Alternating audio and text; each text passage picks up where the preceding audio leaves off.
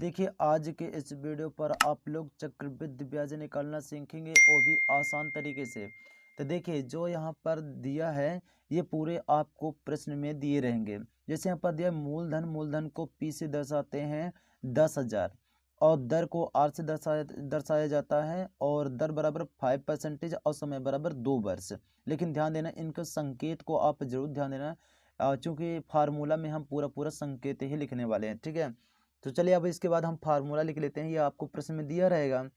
तो चक्रवृद्धि ब्याज का फार्मूला होता है, इसे हम CI से दर्शाते हैं, जिसका फुल फॉर्म होता है कंपाउंड इंटरेस्ट। ठीक है, तो बराबर हो जाएगा मूलधन गुणे 1 धन R बटे 100 और पावर में n और माइनस हो जाएगा P।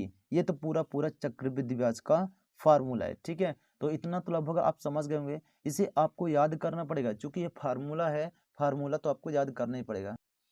अब इसकी बात देखिए, जो यहाँ पर चूंकि ये पूरा पूरा एक फार्मूला है, तो हम वैल्यू इसका पुट कर लेते हैं। जहाँ पर P है तो P का मान आप देख सकते हैं 10,000 है, तो P के स्थान पे 10,000 लिख लिए। ठीक है, अब इसकी बात देखिए कि एक है तो एक कर लिए।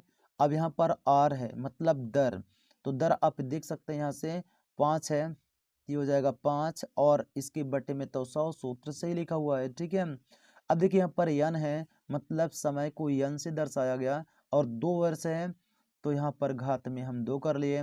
माइनस यहाँ पर देखिए P मतलब मूलधन, तो मूलधन देखिए 10,000 है, तो यहाँ भी हम 10,000 लिख लिए। तो उम्मीद करते हैं इतना तो आपको समझ में आ ही गया होगा। ठीक है, अब इसकी बात देखिए 10,000 गुणे, अब देखिए जो कटा उसे काट लेते हैं, क्योंकि 5 कट जाएगा ना, 5 से कम 5, अंश को आप 5 से काटें तो हर को भी आप 5 से ही काटेंगे, तो 5 दूनी 10 और एक जीरो तक जीरो बढ़ा लिए। ठीक है, आप देखिए यहाँ पर बचा क्या, 1 बच रहा है और यहाँ से 20 बच रहा है, तो आप क्या करेंगे कि इस 20 का 1 के साथ में सबसे पहले गुणा करेंगे, इस बात को ध्यान देना। तो 20 1 कम 20 आ गया। अब 20 में आपको एक जोड़ना है, तो 20 1 कम 20 20 1 21 और इसकी बटी में हो जाएगा 20। ठीक है, अब देखिए इसके घात में 2 है तो 2 कर लिए और बचा क्या इधर 10,000, जो रखा है उसे उतार लिए। ठीक है, इतना तो समझ सकते हैं।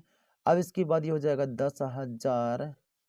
अब देखिए 21 बटे 20 के घात में 2 है, यानी कि 21 बटे 20 को 2 बार लिखना पड़ेगा, क्योंकि घात में 2 है। ठीक है, अब माइनस का चिन्ह लगा के 10,000 लिख लिया इधर। ठीक है,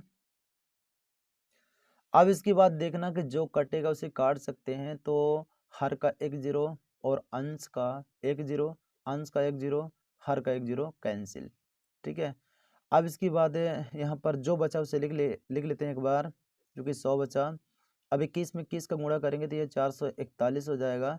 आप 21 में 21 का गुणा कर सकते हैं। ठीक है, अब 2 का गुणा 2 के साथ में करेंगे, 2 दूनी 4 और ये हो जाएगा माइनस 10,000। ठीक है, अब इसके बाद देखिए क्योंकि 4 भी तो कट रहा है ना, देखिए काट सकते हैं कि 4 दूनी 8, 4 दूनी 8, जबकि 10 है, तो 10 में 8 घटा देंगे तो 2 बचेगा। इन दोनों को मिला के 20 बोलेंगे, ये हो जाएगा 5 4 पंचे 20। ठीक है, चलिए अब यहाँ पर हम लिख लेते हैं 25 है, तो ये हो जाएगा 25 गुणे 441 और माइनस 10,000। ठीक है, अब इसके बाद यहाँ पर हम गुणा कर लेते हैं, इनको गुणा कर लेंगे। 25 से कम 25 की 5, हाथ का आएगा 2। ठीक है, ठीक है, अब इसके बाद देखिए इस 5 का गुणा आप इस 4 के साथ में करेंगे तो 25 चौको 100 और 100 में आप 2 जोड़ेंगे तो 102, 102 की 2, हाथ का आएगा 10 और 25 चौको 100। ठीक है, 25 चौको 100 और 100 में आप 10 जोड़ देंगे, ये हो जाएगा 110 और माइनस का हो जाएगा 10,000। ठीक है, अब इसको घटा लेते हैं, तो देखिए इकाई अंक में इकाई अंक घटाएंगे, तो 5 में आप 0 घटाएंगे तो हो जाएगा 5, 2 में 0 घटाएंगे तो ये हो जाएगा 2, अब 0 में 0 घटाएंगे तो 0 ही होगा। ठीक है, अब 1 में आप 0 घटाएंगे तो 1 आएगा। ठीक है, यही आपका चक्रवृद्धि ब्याज हो जाएगा। ठीक है, ये आपका सही आंसर आ गया। तो उम्मीद करते हैं कि इस वीडियो को देखने के बाद आपको समझ में आया होगा। यदि समझ में आया तो प्लीज़ इस वीडियो को लाइक ज़रूर कर देना।